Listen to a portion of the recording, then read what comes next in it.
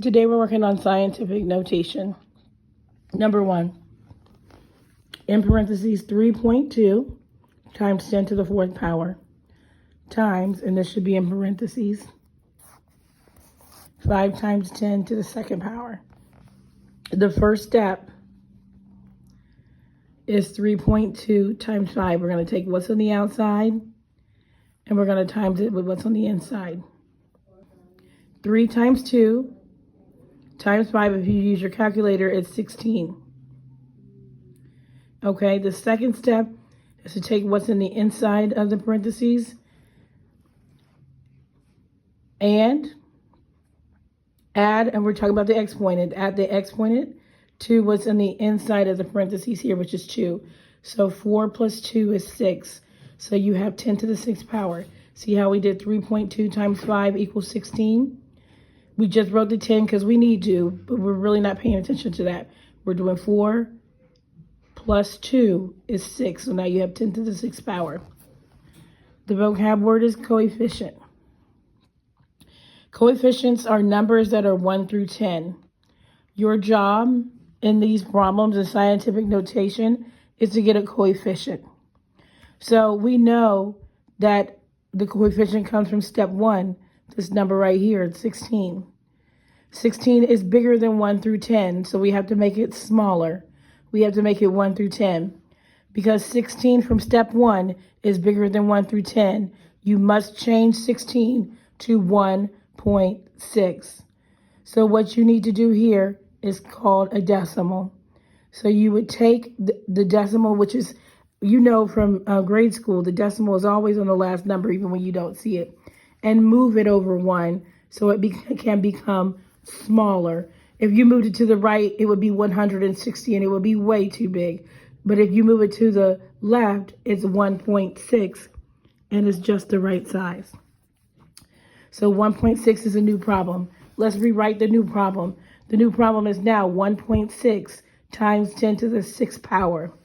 Now, coefficient. Because we move, I'm not coefficient, but because we move the decimal over 1 time to the left in this 1.6, we need to add. You need to add. When you move to the left, you add 1. So 10.6 is now 10, or 10 to the 6th power is now 10 to the 7th power. So your answer is 1.6 times 10 to the 7th power. And that is multiplication with scientific notation, even though I didn't write it there. The next one is division with scientific notation. Now you've got this crazy problem that looks really hard, but when you break it down, it's actually easy because you know I'm slow and I can do it. So 6.4 times 10 to the 8th power over 8 times 10 to the 3rd power. It down for you. And the orange is what we do first, and the blue is what we do second. We're dividing the problem. So step 1, 6.4 divided by 8 is 0.8. Now, step 2, even though this 10 is here, we're once again, just like in the multiplication, only worried about the exponents. So we've got 10 to the 8th power divided by 10 to the 3rd power. Really, we're just doing 8 minus 3, which is 5. So it becomes 10 to the 5th power. We're back to that word coefficients, which we learned just before. Coefficients are numbers 1 through 10, okay? I think they call those in like baby math. Don't they call those like, I don't know what they call it, like not primary numbers, scratch that. Okay, 0.8 is less than 1. Remember in the top when 16 was greater than 1 through 10? Well, down here, 0.8 is less than 1. We need to make it bigger than 1, but not bigger than 10. So what we did, we already have the decimal here. If I move the decimal over to the left, I'm going to get an even smaller number. But if I move the decimal to the right and I add my decimal right here, that new number becomes 8. I don't know what that number is. Ignore that dot at the top. I think it's a mistake. It's 8.0. So your new problem reads 8.0 times 10 to the 5th power. Now, because we moved the decimal over to the right one time, we must subtract.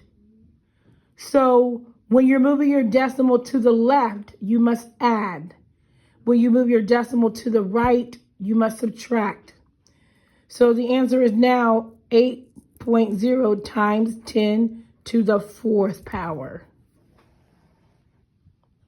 And that is scientific notation, division with scientific notation. This third problem is just converting to scientific notation. They want us to convert 0.00076 to a scientific notation. Is that number greater than 1 through 10? It's not. We need to make it at least 1. And the way we would do that is moving the decimal place over 4 times to the new problem